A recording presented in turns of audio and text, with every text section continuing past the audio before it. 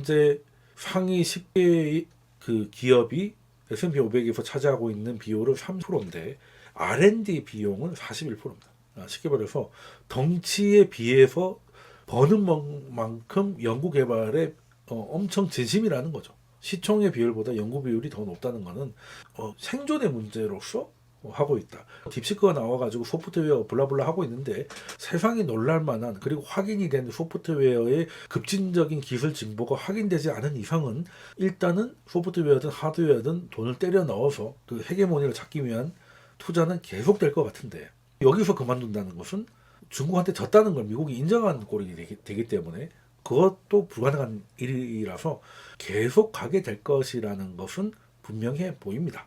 트럼프 대통령이 지금 취임을 하자마자 행정명령을 어마어마하게 쏟아내고 있는데 그 중에 AI 관련된 게 2개가 있습니다. 주로 이민자 쫓아내고 WTO 탈퇴하고 탈퇴하고 쫓아내고 이런 게 대부분이긴 한데 그 중에 AI는 현재 한 2개 정도 나와 있습니다만은 또 재밌는 게 2개의 서명한 게 있고 그 서명한 거에는 바이든이 했던 거를 폐지하는 그러니까 행정명령을 폐지하는 행정명령을 한 거죠. 뭘 먼저 폐지를 했냐면 23년 10월 30일 아마 그때쯤에 챗 GPT 3.5가 나와가지고 엔비디아가 본격적으로도 막 달리고 이랬던 시기인데 갑자기 체감적으로 다가왔던 시기다 보니까 이게 국가안보에 위험할 수 있겠다라고 해가지고 각 행정부 기관마다 AI 담당자를 주고 규제를 많이 해라 이런 걸 했는데 그래서 기술 기업들은 이게 너무 과도한 규제다 말이 많았던 행정명령인데 일단 요거 날렸습니다. 필요 없어. 당연히 트럼프 지지자들을 환호를 하고 테크 주주 그리고 가상화폐 주주들은 굉장히 좋아할 만한 사인이었는데 근데 한 개는 폐지하지 않았어요. 또 바이든이 했던 것 중에 뭐가 있냐면은 그 친환경을 에너지를 잘 활용해가지고 AI 데이터 센터를 좀 빨리 지을 수 있게 허가도 빨리 내주고 토지 선정 이런 것들을 좀 패스트 트랙으로 할 수 있는 행정명령이 있는데 거기에 주로 이제 에너지를 친환경으로 이제 바이든답게 친환경을 많이 써라 해가지고 행정명령이 있었는데 그거는 그대로 살려뒀습니다. 친환경인데도 불구하고 뭐겠습니까? 트럼프 입장에서도 데이터 센터나 이런 것들을 빨리빨리 지어야 되거든요. 친환경이 됐든 안 친환경이 됐든 다 때려 넣어라 라는 거죠.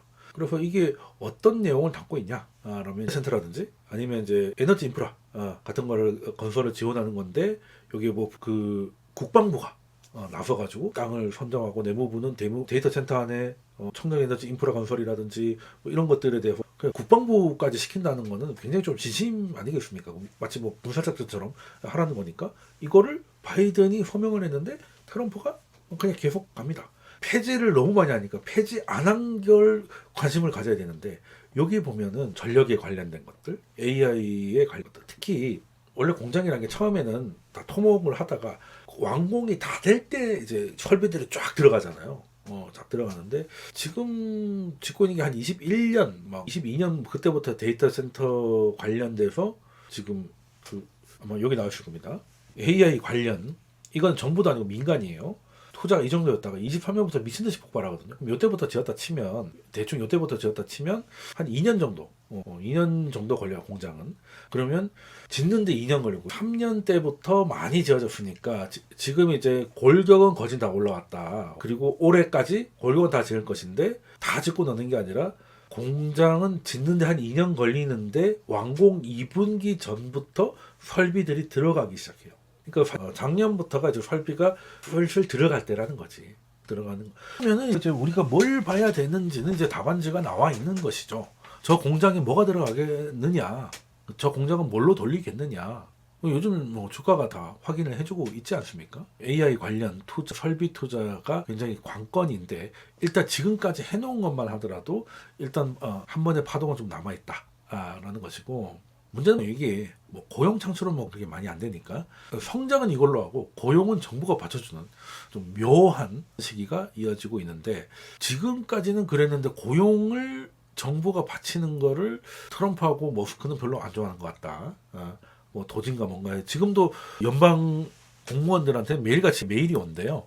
이제 그만두면 그냥 사직이 아니라 소위 말해 우리 희망퇴직처럼 돈을 더 챙겨주겠다. 언제든지 메일에 답장만 하면 언제든지 잘라주겠다. 매일같이 메일이 오는데 이게 응하는 사람들도 좀 있답니다.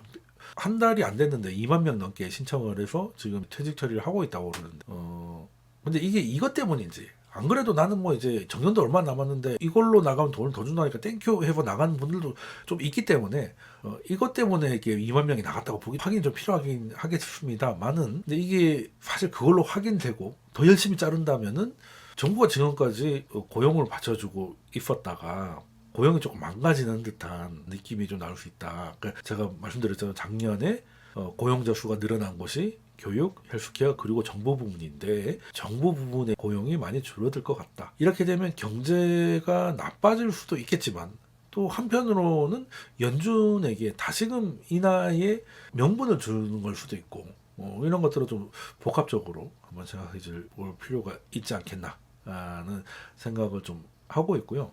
그리고 현재 사실 성장하는 것만 성장을 하고 나머지는 정부가 몸빵하고 있는 거는 뭐 우리도 마찬가지고 우리는 정부 몸빵이 아니니까 더 주고 나가는 것이고 미국도 좋아 보이지만 가는 애들만 가는데 정부가 빚을 내 가지고 고용과 경제를 받치고 있는 거죠. 근데 이게 어디 하나가 문제가 잘못돼서 뭐 깨지면은 꽤 큰 충격이 올 수도 있고 이것 때문에 문제가 생겼다고 확인되는 순간 더 이상 갈 수가 없으니까 한동안은 충격이 좀 있을 수 있습니다. 이렇게 된다는 게 아니라 만약에 침체가 온다면 말이죠. 근데 침체가 오면 그 다음부터가 중요하거든요. 침체가 오면 침체를 벗어나기 위해서 각종 부양책과 노력들이 나올 것인데 그 노력이 향하는 지점이 어디냐에 따라서 시장 색깔이 굉장히 달라지거든요. 그럴 수밖에 없는 게 2000년대, 그러니까 2001년 닷컴 버블이 붕괴가 되어서 왔던 경기 침체를 막기 위해서 미국 정부가 했던 건 뭐냐면 주택 관련 규제를 많이 풀어요. 그러니까 부동산을 부양해가지고 경기를 살리는 방식을 썼단 말이죠. 근데 너무 나중에는 살리다 못해 너무 버블이 돼서 이제 서브프라임이 왔지만 2001년에는 뭐 이제는 생각도 할 그게 없으니까 그때는 주택 구입 규제 완화가 됐었기 때문에 주택이 됐던 그 관련으로 갔다면 굉장히 좋을 것이고 2008년 금융위기 이후로는 대표적으로 생각하는 게 양적 완화지 않습니까? 양적 완화 왜 한 거예요? 부동산을 살리고 민간 소비를 살리기 위해서 한 거잖아요. 그런데 코로나 이후 지금은 정부가 신기술에 투자한다. 그런 쪽으로 가고 있죠.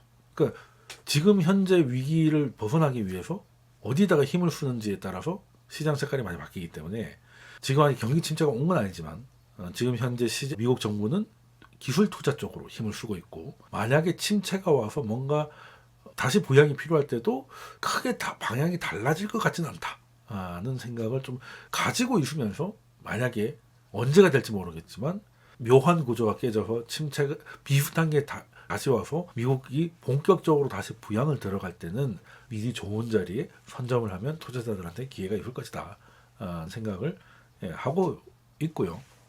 뭐 연휴 때 좀 시끄러웠습니다만 딥시크 이제 뭐 다 지우라고 그러죠. 이제 증권사도 지우라고 그러고 뭐 모든 걸 다 가져간다고 나보다 더 나를 잘하는 누군가가 만들어진다는 그런 중국 앱이다 보니까 그리고 기본적으로 가장 큰 우려는 뭐겠습니까? 우리가 하드웨어에 대해서 미친 듯이 돈을 썼는데 그게 병신짓이었구나. 소프트웨어로 조지면 돼. 그러니까 하드웨어 투자는 줄 것이고 엔비디아의 칩 수요도 줄 것이고 그럼 HBM 수요도 줄 것이고 굉장히 힘들어질 것이다 라는 우려가 있기도 하고 그리고 관세가 세계 교역을 뭐 줄이게 된다. 걱정이 사실이라면 딥시크 때 엔비디아가 한 17%도 빠지고 했었습니다만은 시장이 20% 넘게 빠지는 하락장으로 전환이 될 겁니다. 만약에 이게 그대로 흘러간다면 딥시크의 AI 투자가 굉장히 축소되고 관세 때문에 전 세계 교역량이 의미 있게 줄어든다면 주식시장은 지금부터 줄줄이 빠져서 고점 대비 20% 넘게 빠지는 하락장으로 본격 들어갈 것 같은데